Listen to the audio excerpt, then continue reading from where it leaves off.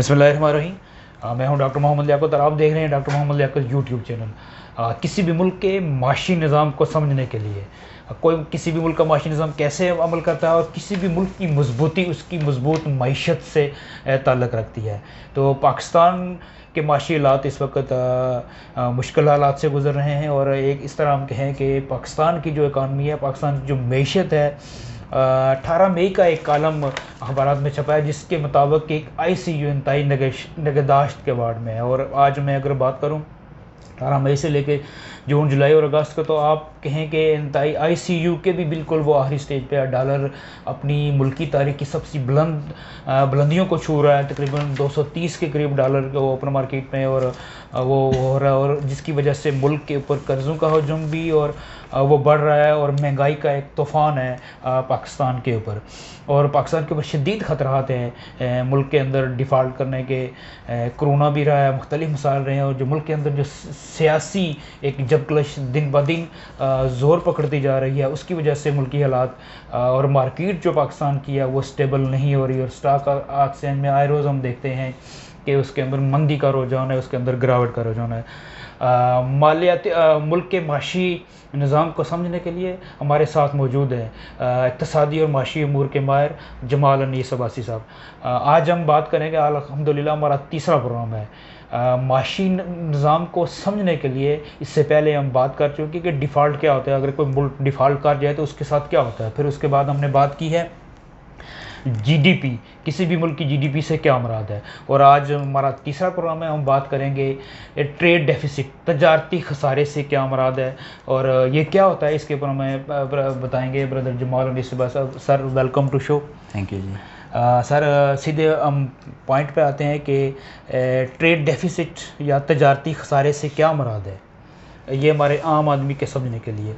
देखिए, कोई भी मुल्क है वो सब कुछ खुद नहीं बना सकता, सब कुछ खुद नहीं कर सकता। जी जी। वो कोई चीज़ बनाता है और कोई चीज़ वो किसी से लेता है, इंपोर्ट करता है। इंपोर्ट करता है। जब वो किसी से लेता है, यानी मुल्क के अंदर कोई चीज़ बाहर से आती है, जैसे हम पाकिस्तान की एग्जांपल अगर लें तो पाकिस्तान को हम मिसाल लेते हैं, अगर चाय, टी अगर पाकिस्तान खुद नहीं बनाएगा तो टी पीने के लिए बाहर से वो चाय मंगवाएगा, इसे इंपोर्ट करते हैं। और पाकिस्तान एक चीज़ बनाता है और वो इतनी उसकी ज़रूरत से ज़्यादा होती है, जैसे आम, मैंगोज़ इसकी एग्जांपल है, तो ये बन के जितने इस्तेमाल होंगे उस बाकी बाहर भेजेंगे, इसको एक्सपोर्ट कहते हैं। तो दरामदात और बरामदात इसके फ़र्क को ट्रेड डेफिसिट कहते हैं, इसके फ़र्क को। अब आप पूछेंगे डेफिसिट या खसारा किसको कहेंगे। जी जी। देखिए, जब एक्सपोर्ट्स बढ़ जाएं, यानी बाहर जो चीज़ भेज रहे हैं वो ज़्यादा हो जाएं और जो मंगवा रहे हैं वो कम हो, तो ये खसारा नहीं होता, ये बड़ी पॉजिटिव चीज़ होती है। लेकिन अमूमन पाकिस्तान जैसे मुल्क में और भी साथ हमारे जितने ममालिक हैं वो हमेशा डेफिसिट में होते हैं। यानी क्या मतलब, उनके पास अपनी प्रोडक्शन इतनी ज़्यादा नहीं होती कि वो बाहर बेच सकें, वो बाहर से ज़्यादा आती है, इसको खसारा कहते हैं। तो ये नेगेटिव फिगर हो जाता है, मनफी हो जाता है। क्यों? आप बाहर से, अरे देखिए, बाहर से मैं ज़्यादा मंगवा रहा हूँ तो इसका मतलब ये हुआ कि मेरा पैसा बाहर जा रहा है ना। ऐसा ही बिल्कुल, पैसा बाहर जा रहा है। जब पैसा बाहर जा रहा है तो इसका मतलब है कि मैं ज़्यादा दे रहा हूँ और एक्सपोर्ट करके पैसा अंदर आ रहा है।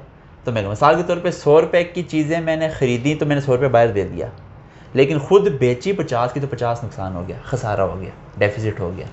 इसका मतलब 100 रुपये की हुई इम्पोर्ट्स, 50 रुपये की हुई एक्सपोर्ट, तो 50 रुपया हो गया खसारा, ट्रेड डेफिसिट हो गया, तजारती खसारा हो गया। बहुत शुक्रिया जी, बड़े आसान अल्फाज में आपने समझाया। जमाल भाई, इससे रिलेटेड मेरा अगला सवाल है कि पाकिस्तान का ट्रेड डेफिसिट, इस पर रोशनी डालिएगा। पाकिस्तान चूँकि बड़े क्रिटिकल कंडीशन में है, ट्रेड डेफिसिट जैसे हमने पिछले प्रोग्राम में भी जिक्र किया था कि इसका डायरेक्टली इम्पैक्ट होता है GDP के ऊपर। आपको पेमेंट्स के लिए पैसा चाहिए क्योंकि आपने बाहर पैसा देना है, और एक्सपोर्ट के ज़रिए आपके पास पैसा आता है और आपके पास पैसा होता नहीं है। तो पाकिस्तान आज जिस कंडीशन में है, लगभग $48 बिलियन का जो है डेफिसिट है, सिर्फ डेफिसिट 48 बिलियन डॉलर। इसका मतलब क्या बनता है?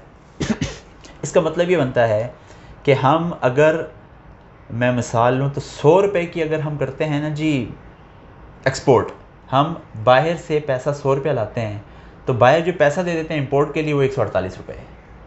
इसका मतलब $48 बिलियन हमारा नेगेटिव चल रहा है, खसारा, यानी खसारा चल रहा है।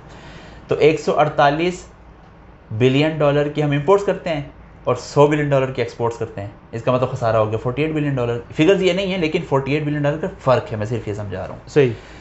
हमारे मुकाबले में दूसरे ममालिक उनकी कंडीशन को देखना चाहिए, जिससे अंदाज़ा होगा। देखिए कुछ इंपोर्ट्स बड़ी ज़रूरी होती हैं, आपको करनी पड़ती हैं जी जी, लेकिन कुछ ऐसी हैं कि जो बेशक ना की जाए कोई फ़र्क नहीं पड़ता। हमारा खसारा अगर 48 बिलियन डॉलर है, ये जो बांग्लादेश हमारे पास है इसका खसारा 30 बिलियन डॉलर है। इसका मतलब वो हमसे इस हवाले से भी एक अच्छी पोजीशन के अंदर है, बहुत बेहतर पोजीशन, खसारे में है, वो डेफिसिट है लेकिन हमसे कम रेशो के साथ वो डेफिसिट के अंदर मौजूद हैं। तो इसलिए ट्रेड डेफिसिट या जो तजारती खसारा होता है ये एक क्रिटिकल इंडिकेटर है, बड़ा ज़रूरी है अपनी जीडीपी को सेट करने के लिए, अपनी इकोनॉमी को उठाने के लिए। इस खसारे को कम से कम करते करते एक जगह पे पॉजिटिव कर देना चाहिए, जिसमें एक्सपोर्ट ज़्यादा हों, इंपोर्ट्स कम हों। ये है सक्सेस के लिए पॉइंट। अच्छा, ये डेफिसिट मुख्तलिफ ममालिक से हम कंपेयर करें, जैसे एशियाई ममालिक से, बांग्लादेश की हम मिसाल ले लेते हैं और करीब के जो ममालिक है और दुनिया में, इसको आप इस पर थोड़ी सी रोशनी डालिएगा। जैसे मैंने जिक्र किया कि 48 बिलियन डॉलर पे हम हैं, 30 बिलियन डॉलर पे बांग्लादेश है। और अब ये बिलियन डॉलर से क्या मुराद है? देखें, इसका मतलब ये हुआ कि हम 48 पे आज हैं, ये 48 पे हम कल नहीं थे, कल हम 35 पे थे। 35 से 48 में हम 1.5 साल के अंदर आए हैं। अब 1.5 साल के अंदर इसमें आने का ऑटोमेटिक मतलब ये है, दो वजह हो सकती है ना, या हमारी एक्सपोर्ट्स कम हो गई हैं या इंपोर्ट्स ज़्यादा हो गई हैं। एक्सपोर्ट्स कम हो गई हैं तो इस पर अलग देखना चाहिए कि क्या मसला हुआ। जबकि बांग्लादेश की एग्जांपल अगर मैं लूँ तो उसकी जो तजारती खसारा है, ट्रेड डेफिसिट है, वो पिछले साल के मुकाबले में कम हुआ है। हमारा खसारा बढ़ गया 13 बिलियन डॉलर से, उनका खसारा कम हुआ है। इसका मतलब ये उसमें भी दो बातें हो सकती हैं, या उनकी एक्सपोर्ट्स बेहतर हो गई हैं। इसलिए बांग्लादेश हमारे बिल्कुल मैच करता हुआ नहीं, हमसे पीछे है लेकिन एक लिहाज से मैच करता है। बाकी नेपाल या ये छोटी इकोनॉमीज़ हैं जो एशियाई ममालिक जिनका जी, और इंडिया के साथ हमारा कोई कंपैरिजन नहीं है।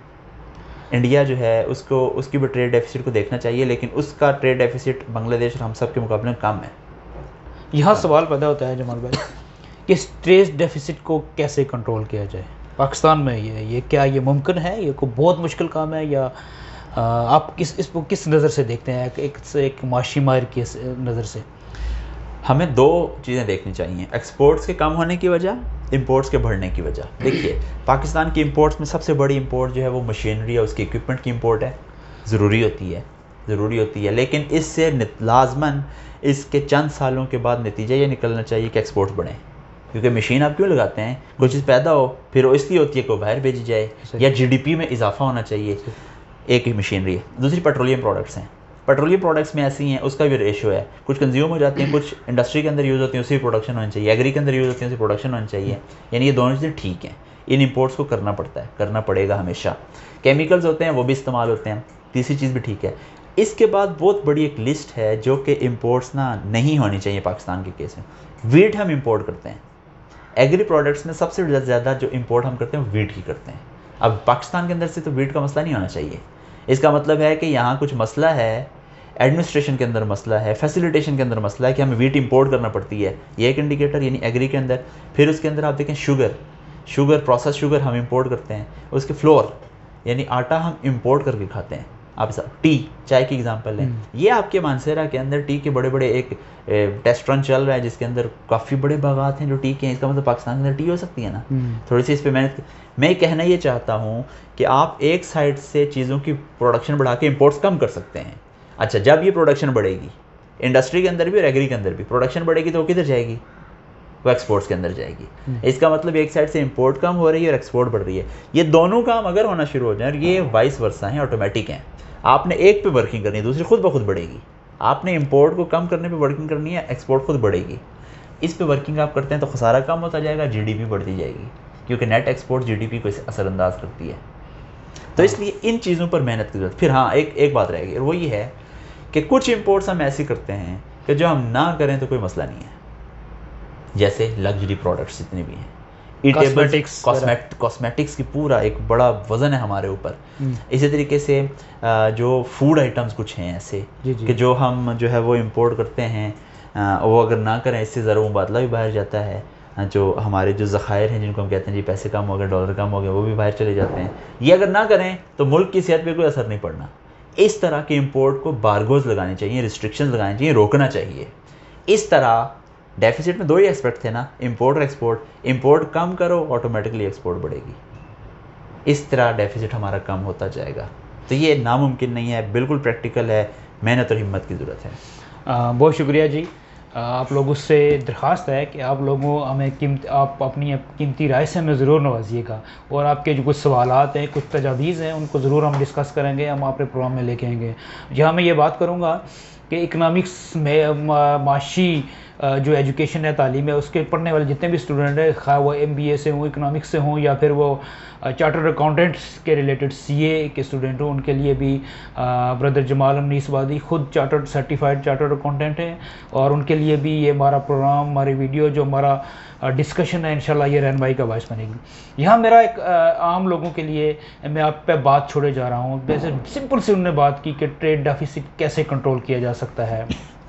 पाकिस्तान जैसा मुल्क जो ज़रूरी मुल्क है, और सिर्फ ज़रूरी मुल्क नहीं है, दुनिया की बेहतरीन जो फसलें हैं वो पाकिस्तान के अंदर होती हैं। आप गंदम की मिसाल ले लें, गन्ने की मिसाल ले लें, कपास की मिसाल ले लें, आप फ्रूट्स की मिसाल ले लें, आप किन्नू की मिसाल ले लें, आम की मिसाल ले लें। ये वो चीज़ें हैं जो पाकिस्तान की, सिर्फ पाकिस्तान में, पूरी दुनिया में जो मशहूर है। चावल, बनस्पति चावल जो पूरी दुनिया में पाकिस्तान का मशहूर है। ये बात, ये सवाल और ये फ़ैसला मैं आप लोगों के पास छोड़ता हूँ। ये कहाँ मसला है कि हमारा इतना कुछ होने के बावजूद हम आगे नहीं बढ़ रहे, और हमारा मुल्क, कौन सी पावर हैं, कौन सी ताकतें हैं, कौन से हाथ हैं, या हमारे अपने ज़ाती मसले हैं, क्या बेईमानी कहाँ हो रही है, क्या चीज़ें हो सकती हैं, किस जगह पर गड़बड़ हो रही है कि जिसकी वजह से हमारा मुल्क आगे नहीं बढ़ रहा। और ये जो एंड्रॉयड मोबाइल है, मैं समझता हूँ जमाल भाई कि मौजूदा दौर की ये एक इनकलाब है। पहले दौर में लोग किताब पढ़ते थे, और अब उसका वो बहुत कम हो गया है पढ़ने का, लेकिन एंड्रॉयड हर अमीर गरीब के पास अवेलेबल मौजूद होता है। और इसके थ्रू हम आपके तक ये बात पहुंचाना चाहते हैं कि इस मुल्क में अल्लाह ताला का ये मुल्क अल्लाह ताला का बहुत बड़ा तोहफा है, और किसी चीज़ की इसमें कमी नहीं है। और आप लोग फैसला करें कि आपने इस मुल्क को आगे लेके चलना है। और इंशाल्लाह अगले प्रोग्राम में हम बात करेंगे कि हर बंदा, एक बंदा इस मुल्क को इस माइक्रो लेवल पे अगर वो काम करेगा तो कैसे इस मुल्क को आगे लेके चल सकता है। सर, आप कोई बात इसमें ऐड करना चाहें जमाल भाई? बस जज़ाकल्लाह जी। बहुत शुक्रिया जी। अल्लाह हाफिज़। बहुत मेहरबानी जमाल भाई।